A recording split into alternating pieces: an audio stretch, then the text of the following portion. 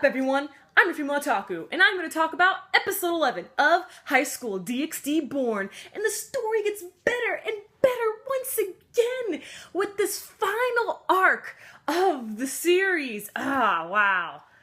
Or maybe I should just say the final arc of DxD BorN, because who knows, maybe one day in the future we may get a season 4, but that's thinking too far ahead. As usual, let us start from the beginning.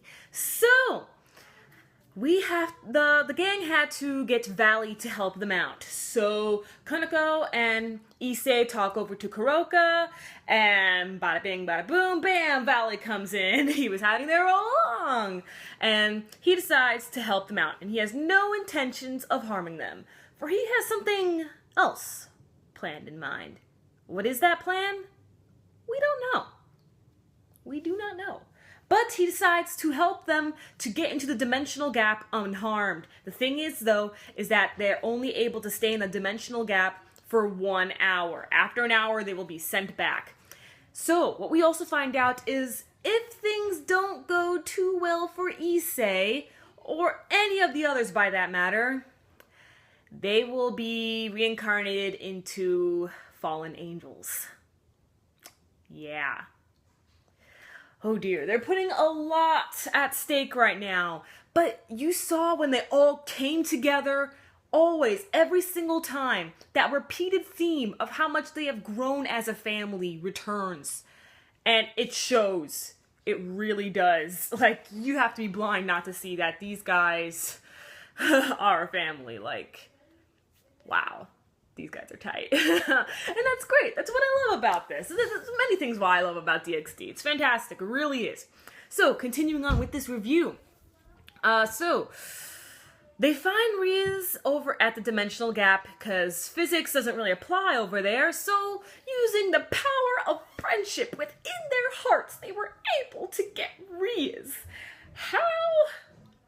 Why was the power of friendship? I don't know, okay? Because anime. That's why. Okay? So, we actually got to see some scenes from that trailer. If you guys remember when the trailer for High School DxD BorN came out, I think over in March or February, they actually used some direct scenes, like completely copy and pasted those scenes from the trailer into this episode. That's just something I noticed. And so, Riz is actually conscious, but her powers are being controlled, which is, of course, by Loki. And so she was able to hear them. At first, it seemed like that she couldn't hear them, but then she was able to, like, see them and hear them, and she started crying because, you know, she didn't want to do this to them. She didn't want to harm them. And so she ended up using Issei's balance breaker. Bruh! I was so shocked when I saw that. I was like, oh my gosh! Like, whoa! Didn't see that coming. Did not see that coming! She looks pretty cool, by the way. But wow! She went all Transformers on us, man. So, and now Issei has to fight Riz to save her. And everybody else is falling into this black hole. And wow, things are getting intense. And next week, man, next week is the last episode. Unless there's an episode 13. I don't think there's an episode 13, though. I'm pretty sure it ends at episode 12. Because it said that the next week's episode was called High School DxD BorN. So normally when final episodes, they have, like, the title of the show. I'm rambling. Okay, you guys get it.